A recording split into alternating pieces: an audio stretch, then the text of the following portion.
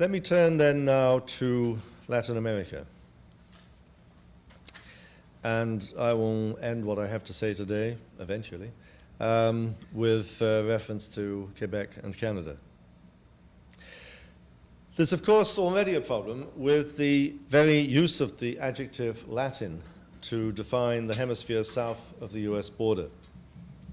It neatly scrubs out both the Aboriginal and African-descended populations and implicitly incorporates them into the Spanish and Portuguese settler colonialist project.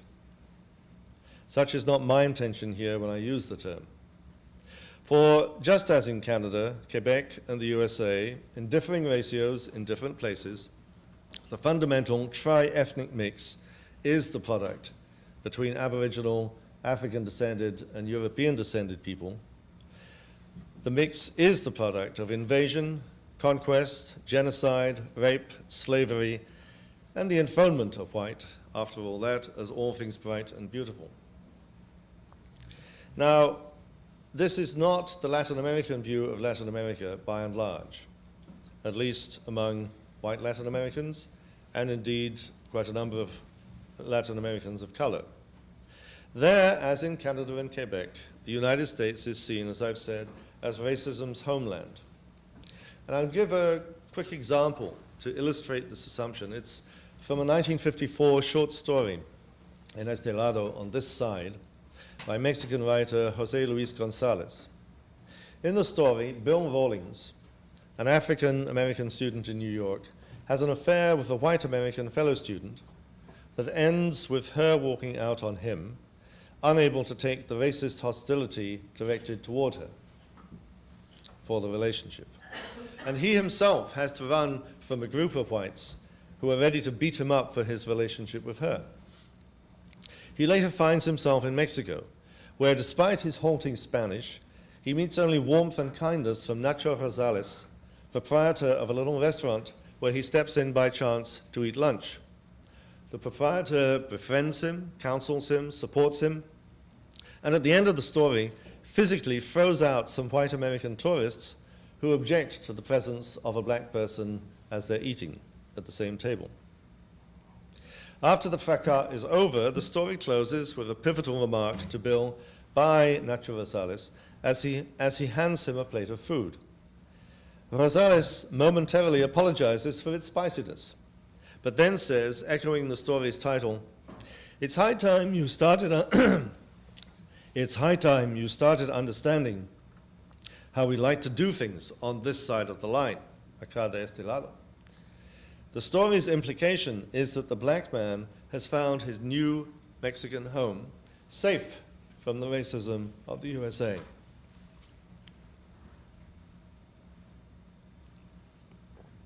Tragically, because it would be splendid if this vision were true, it is not. Historically, just within the last 150 years, there have been both genocidal campaigns against Aboriginal peoples in Latin America, and in addition, very widespread policies designed to encourage European immigration in order to whiten the population. Before offering some examples, let me just note that this kind of tradition in the hemisphere of different settler colonialisms preening themselves in contrast with the others has a long history. In the 1700s and 1800s, it was very common for the English colonialists to comment favorably on their treatment of Aboriginal peoples as opposed to the horrible Spanish and Portuguese and French, and so it went on. Anyway, some things don't change in a hurry.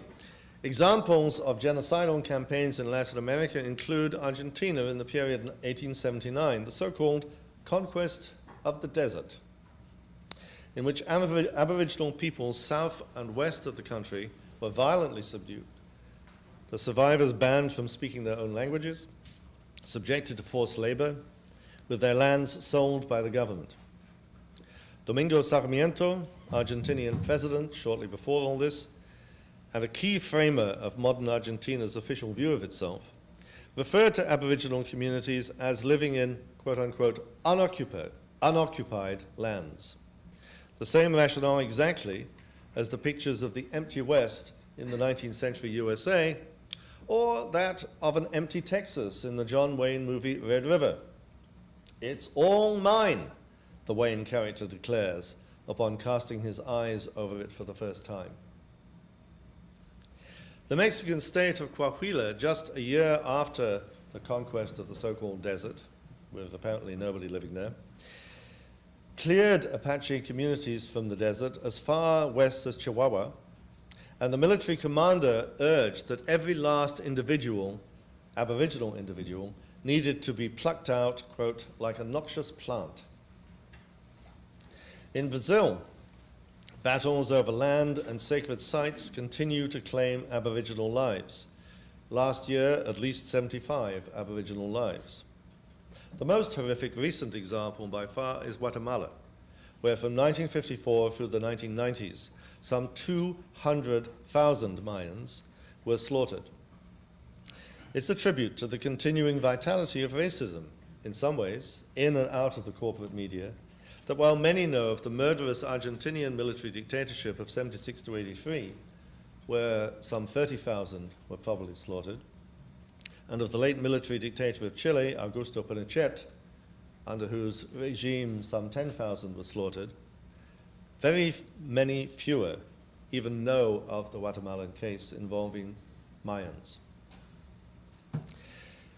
And as regards the history of people of African descent in Latin America, it's insufficiently known that Brazil and Cuba were the last two countries in the hemisphere to abolish slavery in 1888 and 1895, respectively.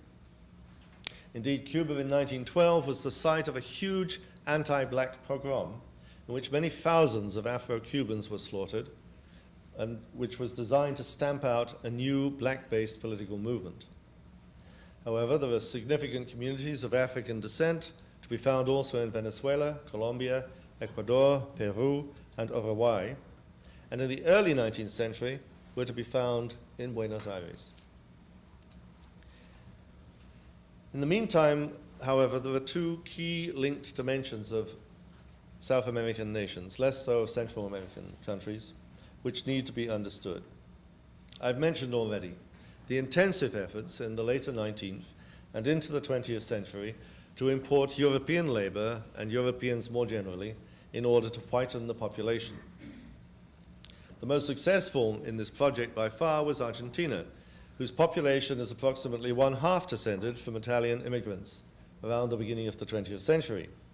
Indeed, within Latin America, Argentina is often seen, and quite often sees itself, as not really belonging to Latin America, but rather to Europe, a far-flung outpost geographically, but intensely connected culturally, and with a collective ego to match, combined with disdain for other Latin Americans.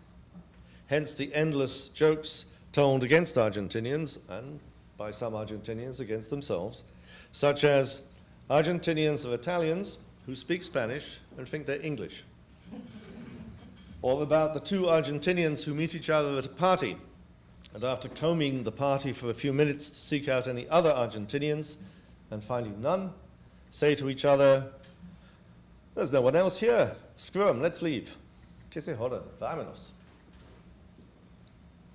Yet the drive to whiten the population through European immigration was also alive and well in Brazil, Colombia, Cuba, Venezuela, and elsewhere.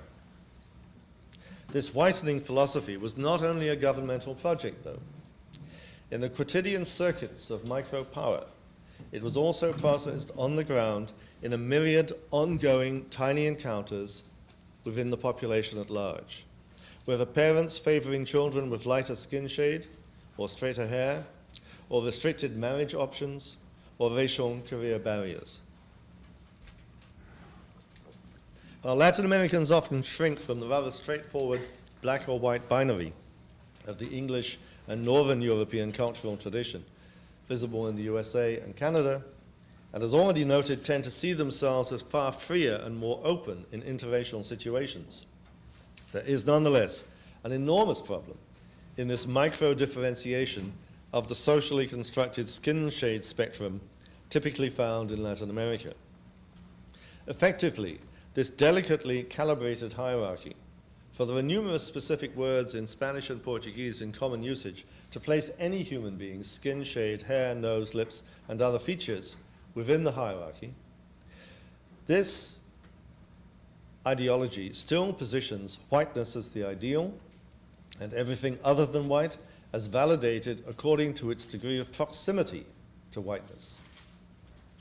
Hence, in countries such as Brazil, Colombia, and Venezuela, the popularity of the term coffee with milk, café con leche, to denote the normal skin shade of the public, neither black nor white.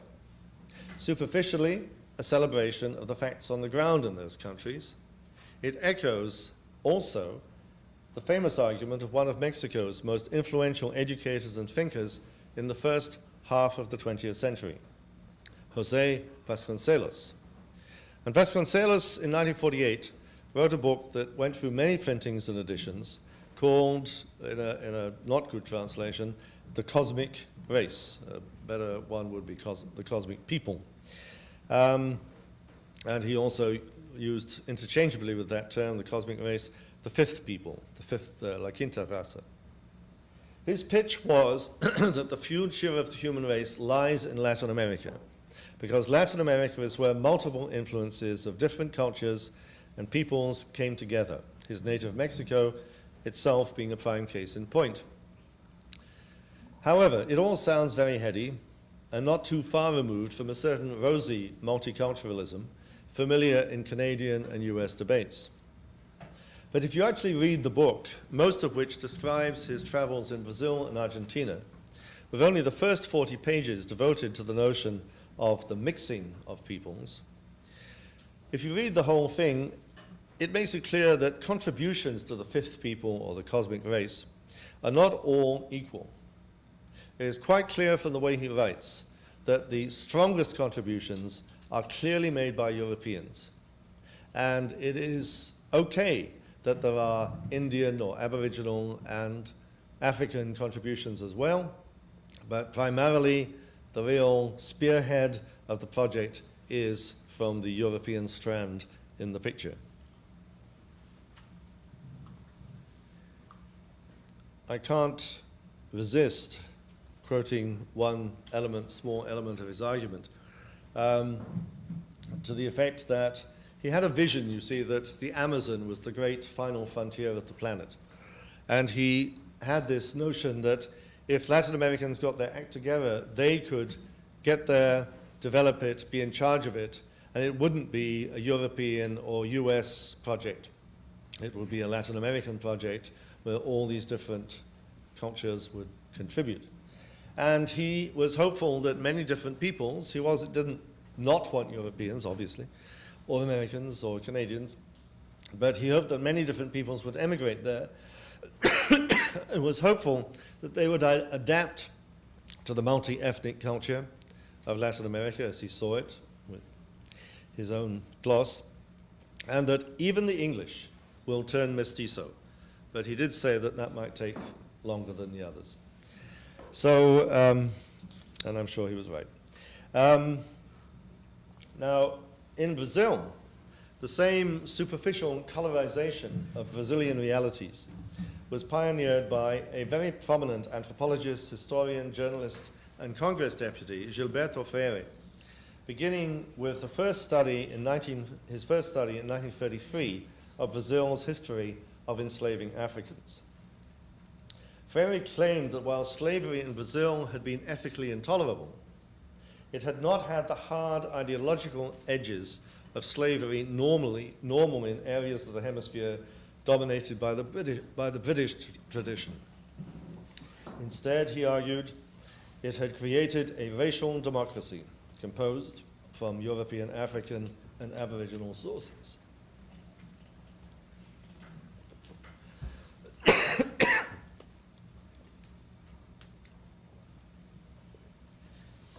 Now, these two writers, Vasconcelos and Freire, were extremely influential and have significantly framed public understanding of race and racism in Latin America to this day, although more recent generations of Latin American researchers have challenged their work, sometimes vigorously.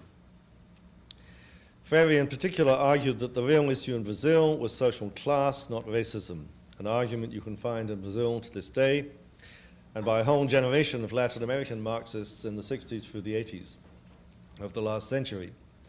That social class relations are highly influential in race, as well as in gender and age issues, does not, however, mean that any of those issues can be reduced to ones of class.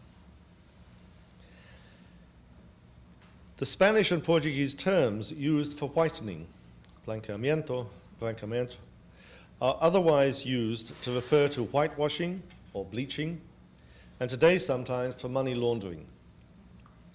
The pivotal issue is not merely one of color difference then, but also the conceptual pair dirt-cleanliness. Let's now turn to media in Latin America.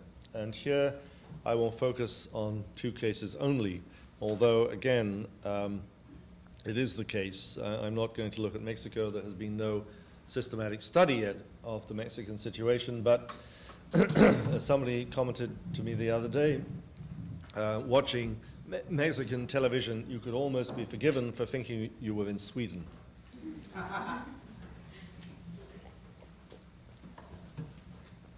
So, to Brazil.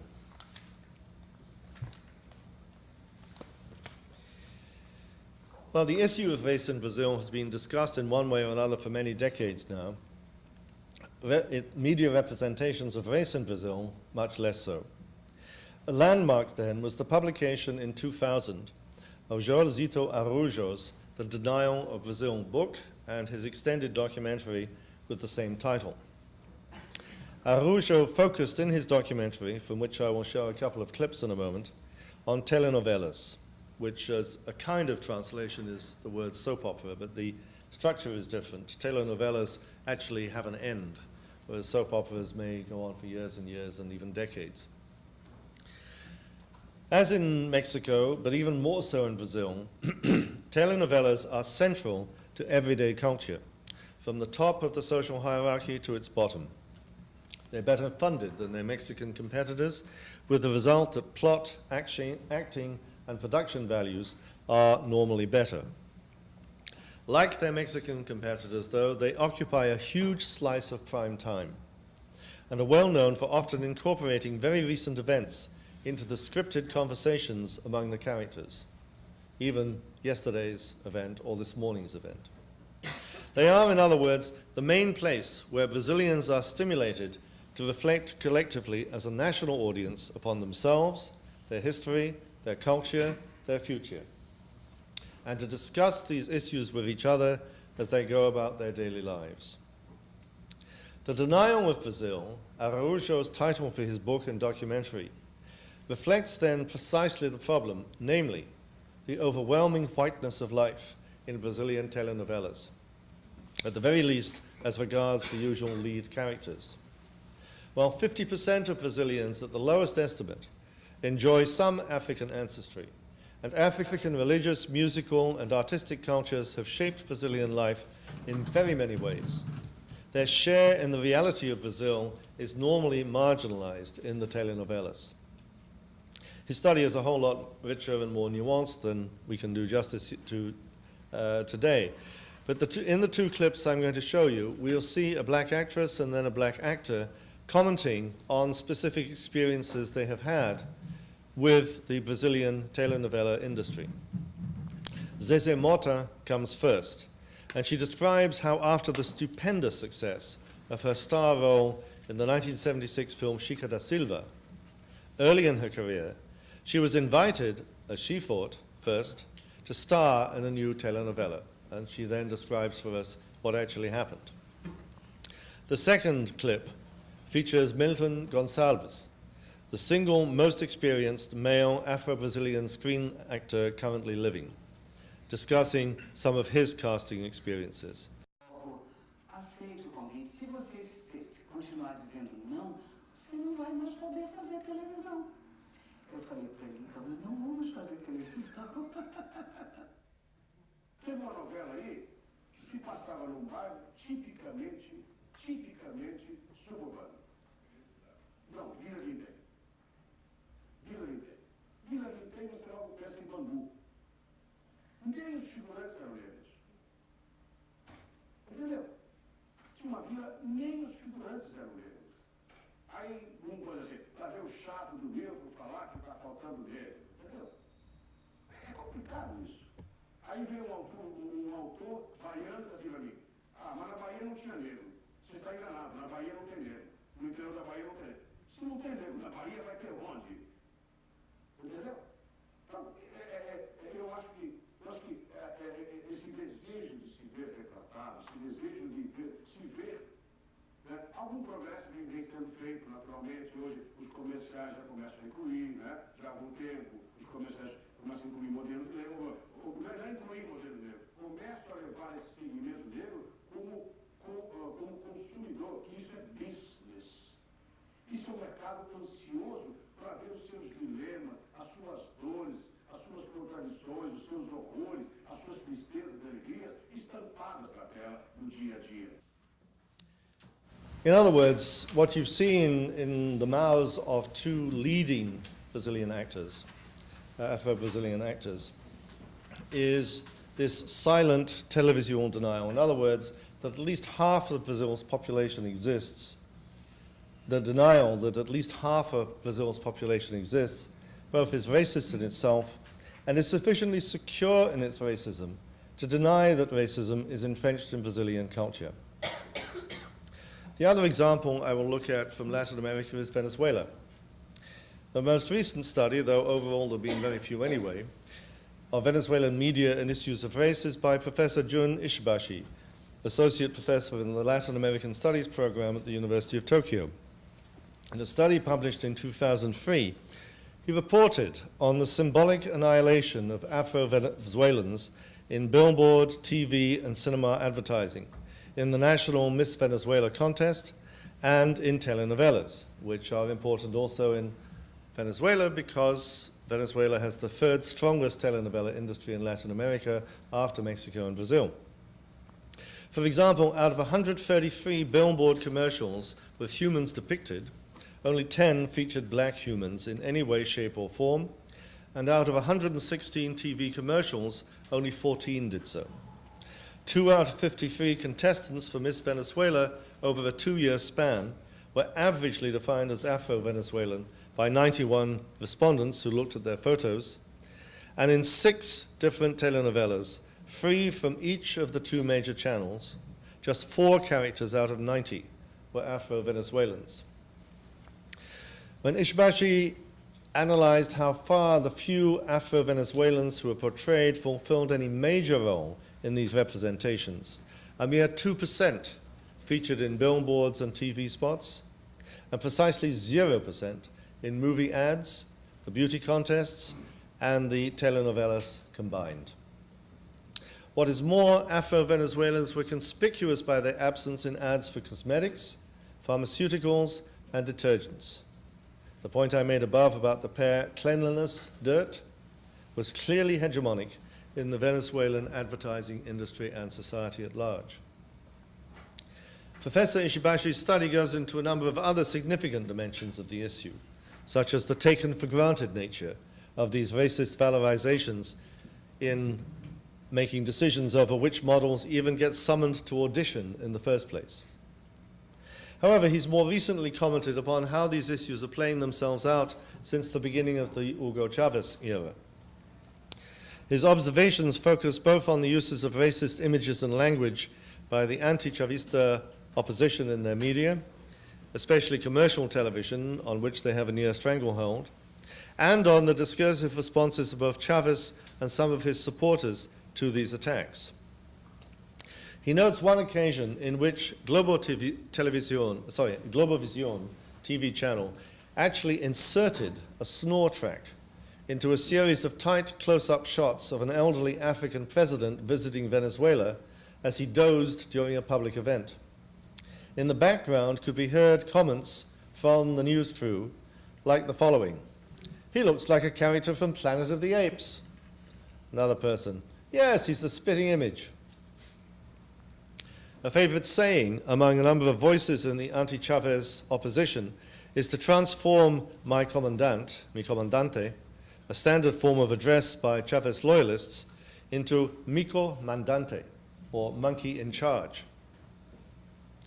However, the government side has on a number of occasions been content simply to invert this terminology, in the sense that they define all the opposition to them as racist hostility by a white elite, whether to Chavez himself, who prides himself on partly his Indian and partly his African parentage, or to his supporters, who are numerous among the mestizo and mulatto majority. However, while in the country's new Bolivarian constitution, which his regime has promulgated, the rights of Aboriginal Venezuelans are specifically included for the first time in history, the same is not true for Afro-Venezuelans, despite the recent argument for doing so publicized by the country's main black organization, the Afro-Venezuelan Organization Network.